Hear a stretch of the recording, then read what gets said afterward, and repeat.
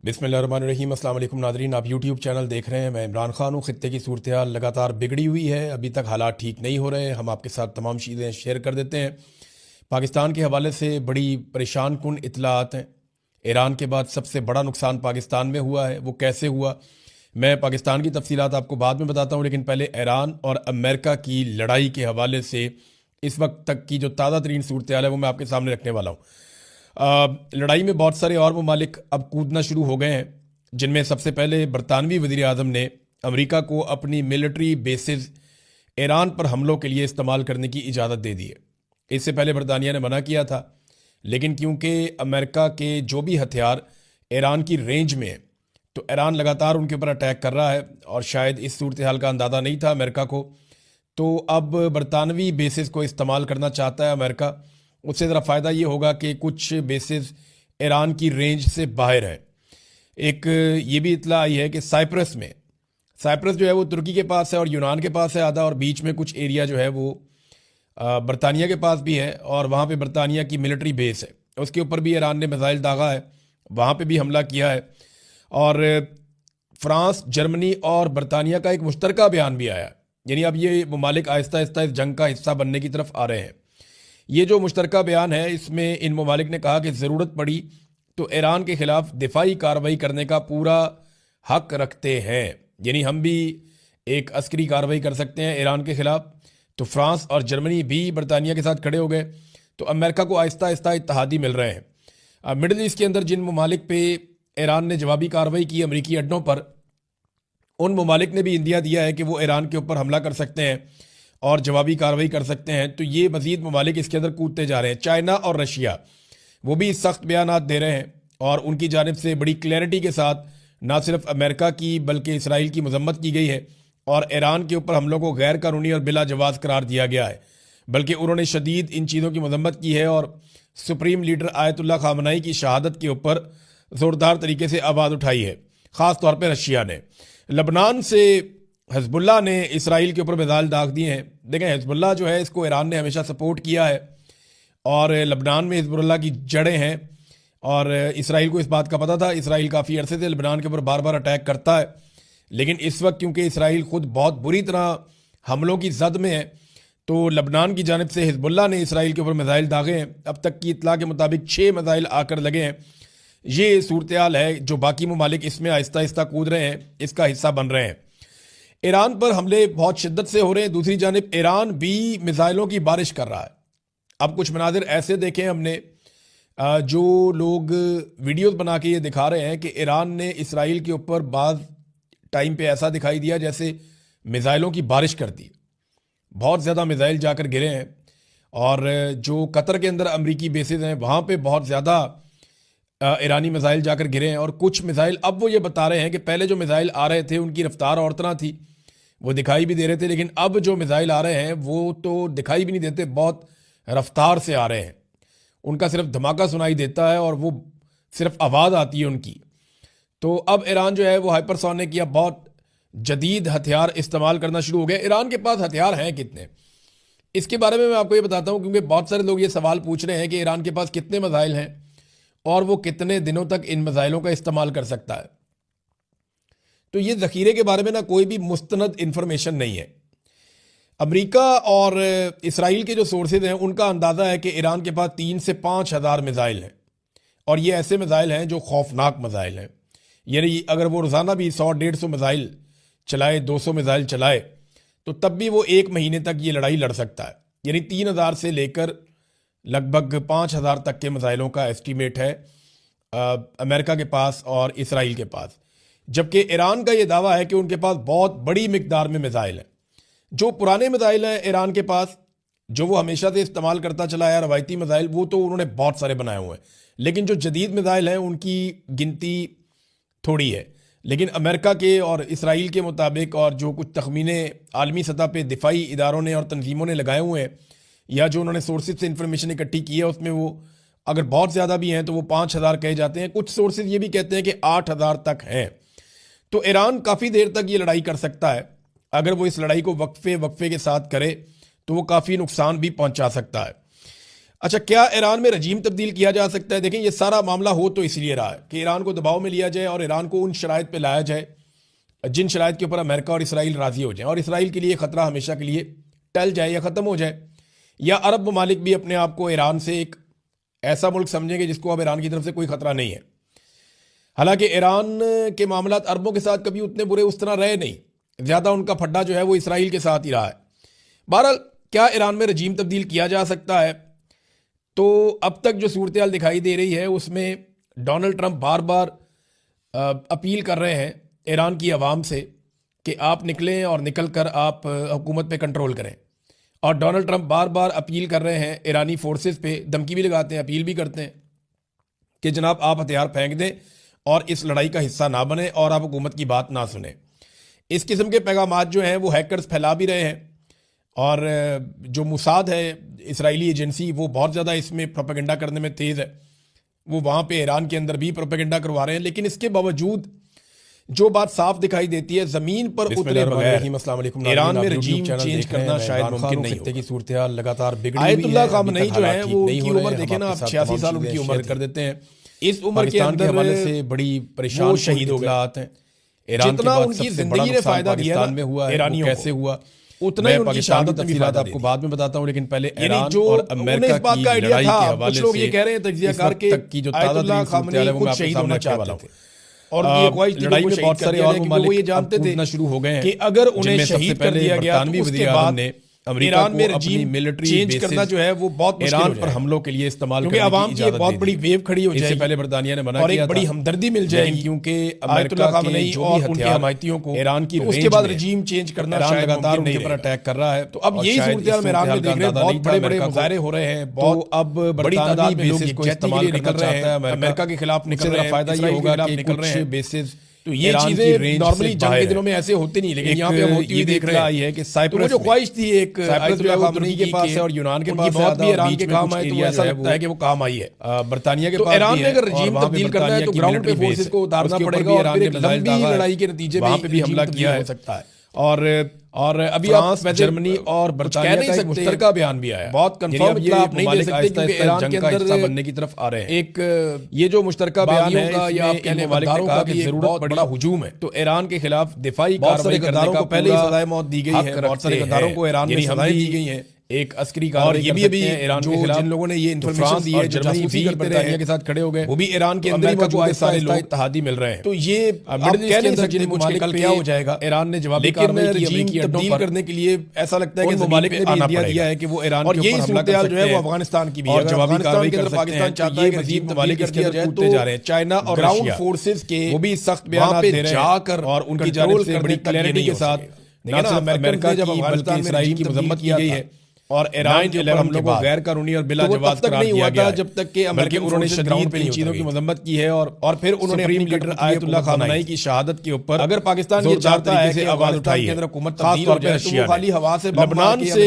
मार के आप नहीं कर सकते। हिजबुल्लाह ने इसराइल के ऊपर तालिबान जाएंगे, जाके पहाड़ों में छुप जाएंगे, जो है इसको ईरान ने हमेशा सपोर्ट किया है, कोई और हुकूमत कंट्रोल कर ही नहीं पाएगा। लबनान में हिजबुल्लाह की जड़ें हैं ग्राउंड के ऊपर और इसराइल को इस बात का पता था कि इसराइल काफी अरसे से लबनान के ऊपर बार-बार अटैक करता है, लेकिन इस वक्त जो एक बड़ा अटैक हुआ है वो चाबहार की हमलों की जद में है ईरान की, जो लबनान की जानिब से हिजबुल्लाह ने इसराइल के ऊपर मिसाइल दागे, इसराइली और अमेरिकी तैयारी मुताबिक 6 मिसाइल आकर लगे। ये चाबहार की जो ये सूरत-ए-हाल है जो बाकी ममालिक इसमें आहिस्ता-आहिस्ता कूद रहे हैं, ज्यादा दूर नहीं है, उस तरफ जो है वो चाबहार की ईरान पर हमले बहुत शिद्दत से हो रहे हैं, दूसरी जानिब ईरान भी मिसाइलों की बारिश कर रहा है। तो ये पाकिस्तान से ज्यादा दूर नहीं है, वहां पे चाबहार के एरिया में लोग बमबारी हो रही है, बना के ये दिखा रहे हैं कि निशाना बनाया गया है इसराइल के ऊपर। यहाँ पे चाइना ने इन्वेस्टमेंट ऐसा दिखाई दिया जैसे ये बात मिसाइलों की बारिश कर दी। नाज़रीन, बहुत ज्यादा मिसाइल जाकर गिरे हैं, यानी आज जब आप ये व्लॉग देख रहे हैं कतर के अंदर अमेरिकी बेसिस हैं, वहां पे पाकिस्तान में शाम हो जाएगी तो अमेरिका में ईरानी मिसाइल जाकर गिरे हैं और कुछ मिसाइल अब वो ये बता रहे हैं कि पहले जो मिसाइल आ रहे थे उनकी रफ्तार और तरह पता चलेगा कि दुनिया दिखाई भी दे रहे थे, लेकिन अब जो मिसाइल आ रहे हैं मालियाती तौर पे दिखाई भी कितना नुकसान होता है, रफ्तार से आ रहे हैं।